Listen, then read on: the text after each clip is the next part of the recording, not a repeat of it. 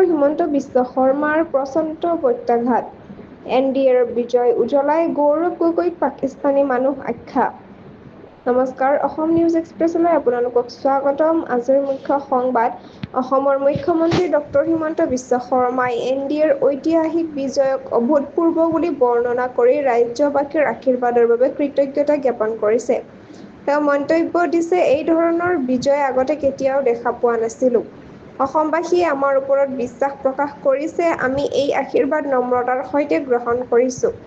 মুখ্যমন্ত্ৰীগৰাকীয়ে লগতে কৈছে যে NDA চৰকাৰে জনগণৰ প্ৰতি দিয়া প্ৰতিশ্ৰুতি পালন কৰিব আৰু ৰাষ্ট্ৰৰ নেতৃত্বৰ সহায়েৰে এই বিজয় সম্ভৱ হৈছে। প্ৰধানমন্ত্ৰী নৰেন্দ্ৰ মোদীৰ জনপ্ৰিয়তাই এই ফলাফলত মুখ্য ভূমিকা গ্ৰহণ কৰিছে বুলি তেওঁ মন্তব্য কৰে। সাম্প্ৰতিক পাকিস্তানৰ সীমান্তত সংঘটিত আক্ৰমণ উল্লেখ কৰি মুখ্যমন্ত্ৰীয়ে কয়, দেশৰ সুৰক্ষা যদি বিপদত পৰে আমি আনন্দ উদযাপন নকৰো, সুৰক্ষাৰ ক্ষেত্ৰত দৃঢ়ভাৱে আগবাঢ়িম।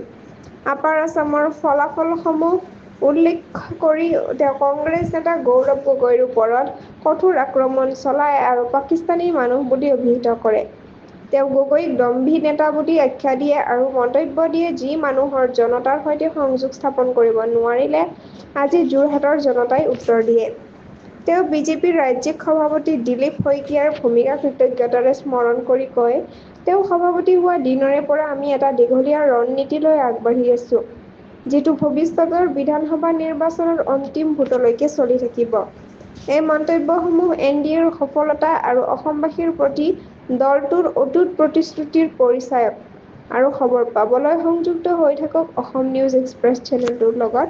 চেনেলটো লাইক, কমেণ্ট, শ্বেয়াৰ, ছাবস্ক্ৰাইব কৰিবলৈ নাপাহৰিব। লগতে কাষতে থকা বেল আইকনটো দবাবলৈ নাপাহৰিব। ধন্যবাদ।